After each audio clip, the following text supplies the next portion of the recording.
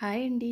ఈరోజు వీడియోలో హెల్తీగా మల్టీగ్రెయిన్స్తో దోశ ఎలా వేయాలో చూద్దాం. ఇది చాలా క్రిస్పీగా వస్తాయి, పలుచగా కూడా వస్తాయి, టేస్టీగా కూడా ఉంటాయి, ఆరోగ్యానికి కూడా చాలా మంచిది కాబట్టి తప్పకుండా ట్రై చేయండి. దీనికోసం ఇలా 2 గిన్నెలు తీసుకోండి. ఏదైనా గ్లాసును కొలతగా తీసుకుని 1 గ్లాసు బ్రౌన్ రైస్ తీసుకున్నాను. మీరు రేషన్ బియ్యం కూడా తీసుకోవచ్చు. అదే గ్లాస్తో సగం వరకు మినపప్పు తీసుకున్నారు. మీరు మామూలు మినపప్పు కూడా యూజ్ చేసుకోవచ్చు. నేను పొట్టు మినపప్పు తీసుకున్నాను కాబట్టి వేరేగా నానబెట్టుకున్నాను. అదే కప్పుతో సగం పెసలు, సగం వరకు రాగులు తీసుకుని శనగపప్పు, కందిపప్పు కలిపి సగం అంటే 1 గ్లాస్ బ్రౌన్ రైస్కి 4 గ్లాసెస్ల మిగతా పప్పులు తీసుకున్నాను. వీటిని ఒక 8 గంటల వరకు నానబెట్టుకుని,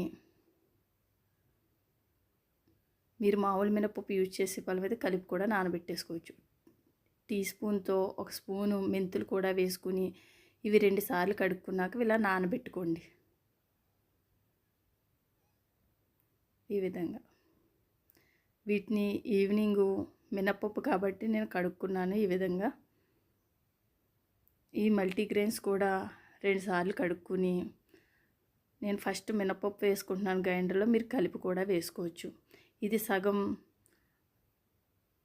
రుబ్బినాక మిగతా పప్పులన్నీ వేసుకోండి. వేసుకుని సరిపడా వాటర్ వేసి మెత్తగా ఇలా పేస్ట్ లాగా గ్రైండర్ చేసుకోండి.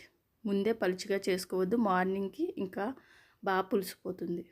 వీటిని 2 గిన్నెల్లోకి తీసుకుని మూత పెట్టండి. మార్నింగు దీన్ని ఓపెన్ చేస్తే ఇలా ఈ విధంగా పులుస్తుంది. ఇందులో ఇప్పుడు సరిపడా సాల్టు, చిన్న టీ గ్లాస్తో వాటర్ వేసుకుని